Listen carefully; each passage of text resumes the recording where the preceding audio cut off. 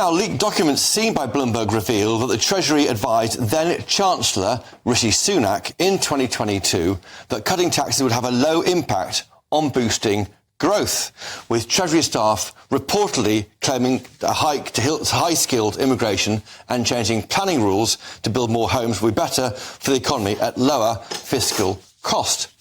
Now, Rishi Sunak and the Treasury declined to comment, but an official close to Jeremy Hunt, the current Chancellor, pointed to analysis by the UK's fiscal watchdog, which found that measures announced in the autumn would see a permanent 0.5% increase in output by 2028. Well, are they right, or is this just more anti-growth Treasury orthodoxy?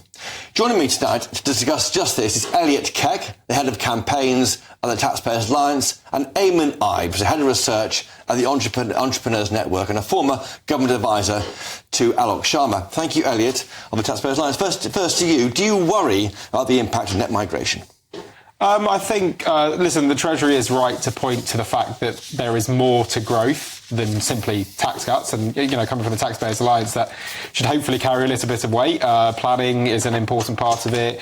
Having the right level of particularly high-skilled immigration to ensure that where there are vacancies is important. But I think they are completely wrong to dismiss tax cuts in the way they have done. I think this is a typical Treasury orthodoxy where they're looking at the books, they're looking at essentially the static impact of a tax cut, where they're just thinking, OK, in year one, we're going to have a little less revenue. That's going to be a problem for us. And they're not thinking about the longer term. How does that impact people's behaviour? And what the TaxPayers Alliance has found through our dynamic modelling, which assesses people's behaviour in response to tax cuts, finds that actually often you recoup as much as half and sometimes even the whole amount of the tax cut over an extended period of time. Eamon, what's your take on net migration? It's seen as why is the government allowing people to be on benefits, not driving more of them back into the workplace? Well, I think it's important to note that immigration is an essential part of a thriving and flourishing economy. We know that immigrants disproportionately found some of our most high growth and innovative companies. I think they're going to be essential for the UK going forwards. So I think this Treasury analysis that we've seen here is actually quite right on the presenting that sort of case to the Chancellor that if we do want to see economic growth, I think we need to be open and honest about that. That immigrants are going to be an essential part of that. But at what levels are you happy? Elliot Keck, 745,000 in 1 year is too many.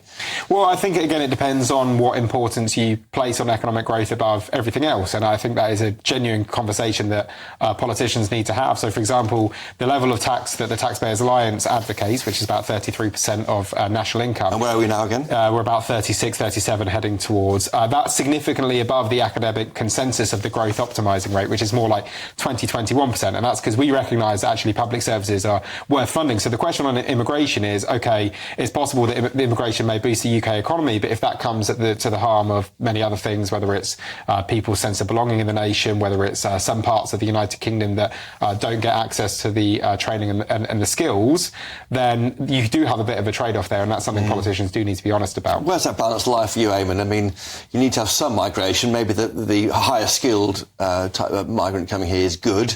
But the lower skilled is not so good.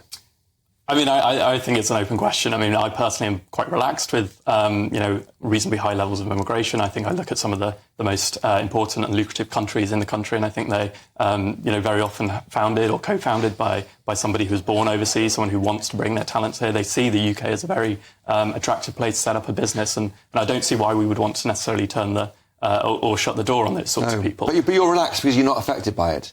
So the point about net migration is that it can put a lot of stress on school places, GP surgeries, dental appointments. Is that right? Or have you been badly affected by net migration? I do go to the dentist. I do use the NHS, and perhaps where you are, you're not affected by it. But certainly some communities, they feel they can't get access to services. I mean, that might be something they feel. I'm not convinced. I think a lot of the evidence is there that immigrants contribute more fiscally than they take out. And if we do want to create a visa system as organisations like the one I work for have campaigned for, We want to make it easier for people who can contribute those higher salaries to come into this country much more easily. Is a number oversimplistic?